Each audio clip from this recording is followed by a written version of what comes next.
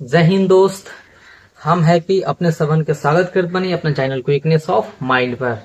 दोस्त सबसे पहले हम अपने सबन से माफी मांगतानी कि अपने सबन के हम रोज पर वीडियो नहीं बना के दे पाओ, ठीक बा। एक खातिर हमारे के अपने सबन पहले माफ कर दी, ठीक बा। देखिए समय नहीं मिल पाओ, एक कारण से हम अपने सबन के प्रत्येक दिन वीडियो नहीं दे पाओ, ठीक बा ना। तो देखिए हमने पढ़त रहनी जा भोजपुरी क्लास 10 के अध्याय 2। ओके, हमने मतलब कि परिचय जौन भी रहे अध्याय 2 के हमने देख ले रहनी जा, ठीक बा। आज जौन हमने कर रहा मेंशन क्वेश्चन कर रहा मेंशन प्रश्न आंसर जौन अध्याय 2 के देवल बा वो प्रश्न आंसर के कर रहा मेंशन, ठीक बा ना। तो देखिए हमने के प्रश्न बा वस्तुनिष्ठ प्रश्न जौन बा।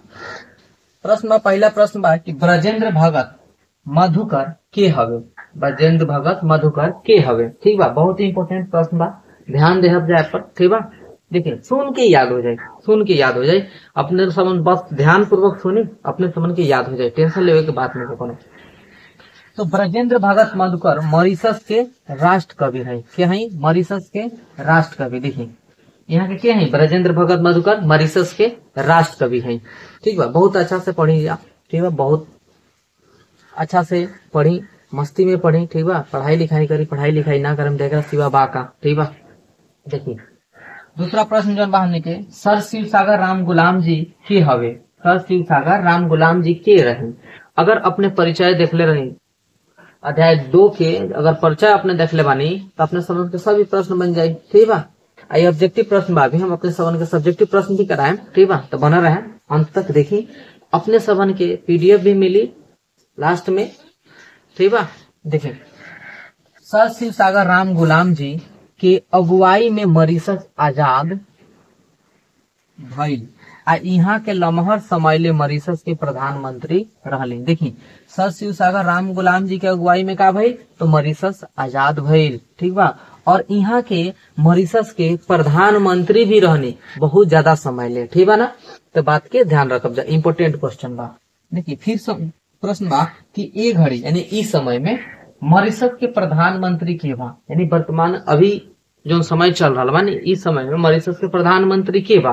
तो देखिए सर शिव सागर राम गुलाम जी बानी, यहाँ के बेटा जे बानी नवीन चंद्र, उन्हें के अभी इस समय में वहां के प्रधानमंत्री बानी। तो यहाँ के सर देखिए एक घड़ी मॉरिशस के प्रधानमंत्री श्री नवीन चंद्र राम गुलाम जी बानी। यहाँ के सर शिव सागर राम गुलाम जी के लड़का है, ठीक बा। तो याद रही। देखिए फिर हमने की जो लास्ट प्रश्न बा कि मिरिचिया कौना देश के कहल जाला।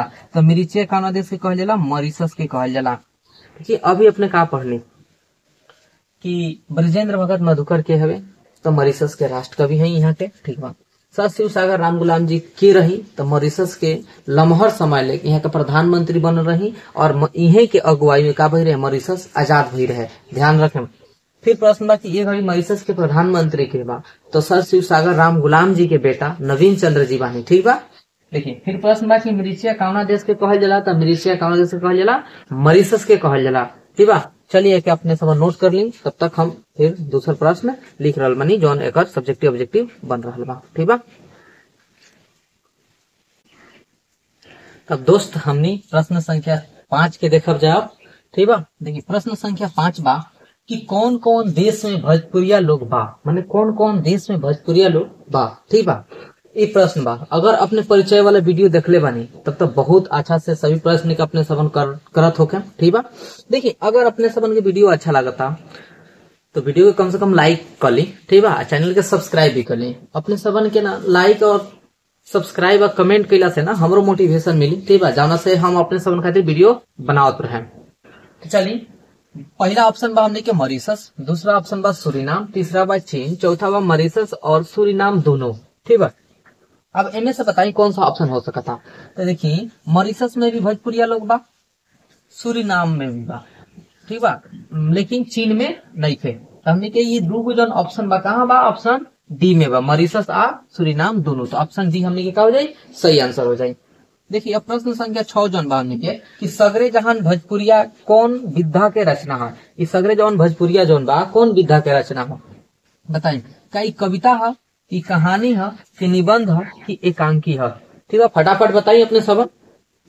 तो देखिए आंसर हो जाए, क्या हो जाए, एकांकी है। सगरे जहां भोजपुरी कहा एकांकी है। देखिए एक बाद जो हमने के प्रश्न बा, प्रश्न संख्या 7 कि मॉरिशस के प्रधानमंत्री सर शिव सागर राम गुलाम जी के पुरखा लोग कहवा के रहे लोग, यानी कि सर शिव सागर राम गुलाम जी जौन की मॉरिशस के प्रधानमंत्री रहनी लम्हर समय ले, उहे के अगुवाई में का भइल मॉरिशस आजाद भी भइल। और यहाँ के सर शिव सागर राम गुलाम जी के मूर्ति जौन बा हमने के कहा लागल बा, पटना के जौन गांधी मैदान बा उमे बनावल गइल बा, लगावल गइल बा यहाँ के मूर्ति।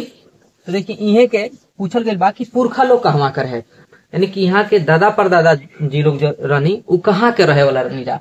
तो पहला ऑप्शन बा देखिए हमने कि भोजपुर जिला के जगदीशपुर थाना के हरी गांव के, दूसरा ऑप्शन सिवान जिला के, तीसरा गोपालगंज जिला के, चौथा उत्तर प्रदेश के देवरिया जिला के। ठीक बा, तो हमने के राइट आंसर का हो जाये भोजपुर जिला के जगदीशपुर जौन थाना बाटे, इहे थाना के अंतर्गत जौन हरी गांव बा वहां के यहाँ के पुरनिया लोग रहे वाला रहनी। तब अब हमनी करब जा सब्जेक्टिव क्वेश्चन, यानी कहे का मतलब कि इ तो ऑब्जेक्टिव प्रश्न होला ना 1 नंबर वाला। अब एक बाद 2 नंबर वाला जौन प्रश्न बा लघु उत्तरीय प्रश्न दीर्घ उत्तरीय प्रश्न, ओके हमनी करब जा अपने सबन उतारनी तब तक।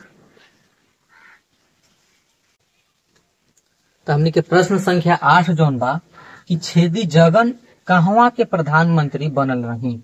छेदी जगन लाल, यहाँ का पूरा नाम बा छेदी जगन लाल एंगे, लेकिन ऑब्जेक्टिव में यह दौर बा छेदी जगन कहवा के प्रधानमंत्री बनल रही।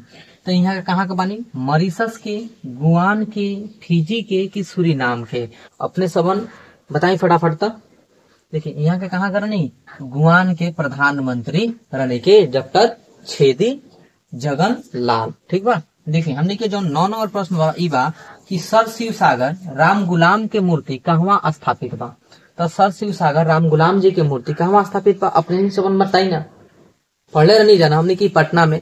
ठीक बा, पटना के गांधी मैदान में। तो आंसर का हो जाये पटना में, का हो जाये पटना में। बहुत ही इंपोर्टेंट चैप्टर बा, ठीक बा ना।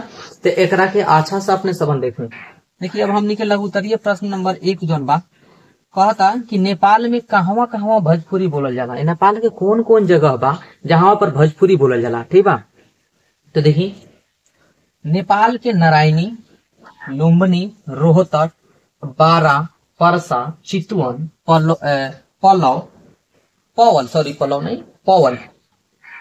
परारी, रूपंदेही आ का मतलब और कपिल वस्तु आदि इलाकन में भोजपुरी बोलल जाले। इस सब इलाका में भोजपुरी बोलल जाला कहाँ, नेपाल के। देखिए और भोजपुरी इलाकनन के जौन यानी कि अभी ऊपर हम नाम रखने इलाकन के का हो मातृभाषा है। देखिए मातृभाषा है ये इलाकन के भोजपुरी। ठीक बा, अपने सबन कमेंट करके फटाफट बताएं कि अपने सबन के भोजपुरी भाषा कैसे लागेला। ठीक बा, कैसा लागेला। देखिए भोजपुरी भाषा के हमने के आगे लेके चले के हुई, तो फटाफट बताइए अपन राय दी तक कि भोजपुरी भाषा अपने सबन के कैसा लागेला।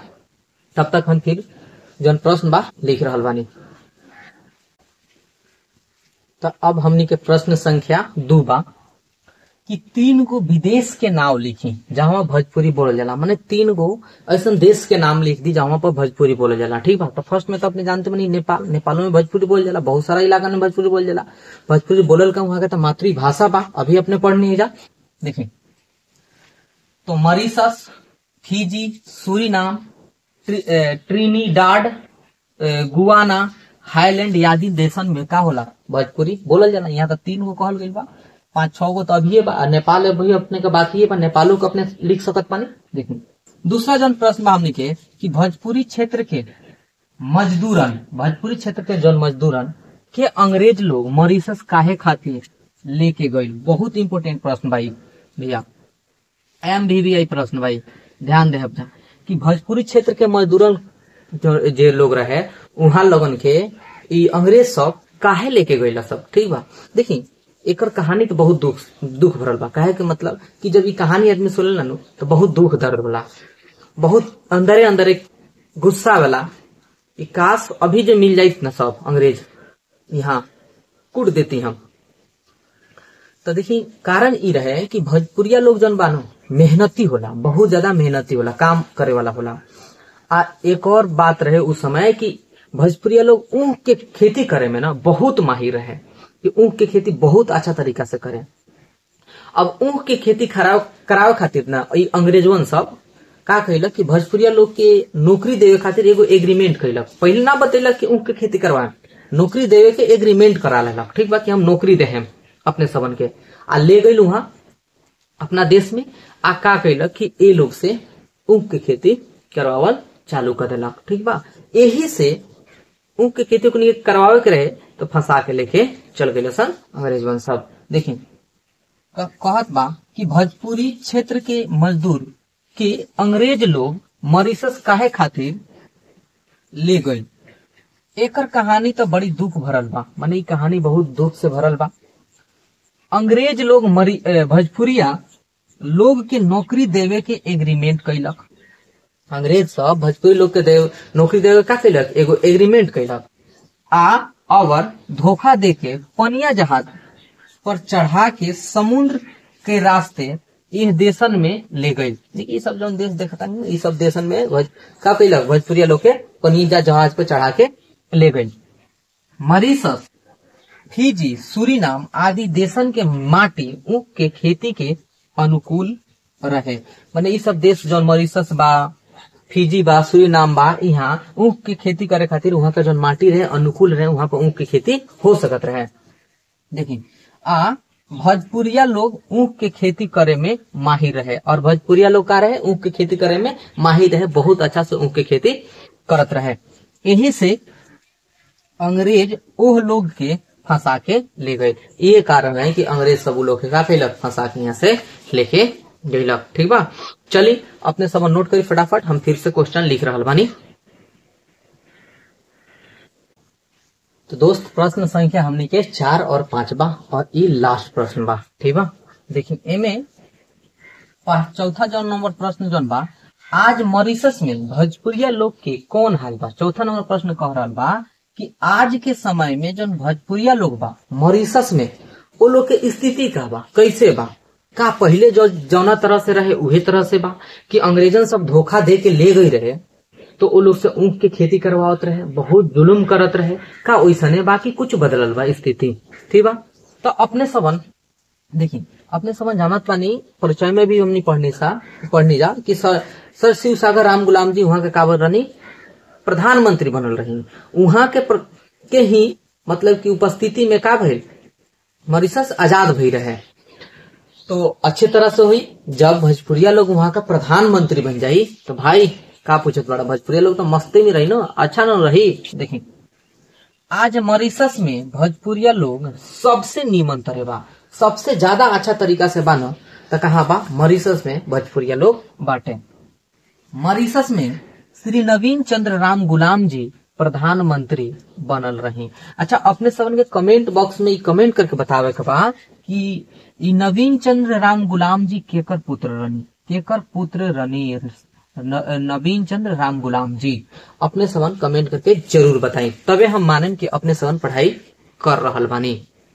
ठीक बा, देखिए 5वां नंबर प्रश्न जो बा हमने किया कि फिजी में भोजपुरिया लोग का संगे कैसन व्यवहार हो रहल बा, यानी कि फिजी जो देश बा वहां पर भोजपुरिया लोग के संगे का व्यवहार कर रहल गई बा, वो व्यवहार के बारे में बतावे के बा हमने के।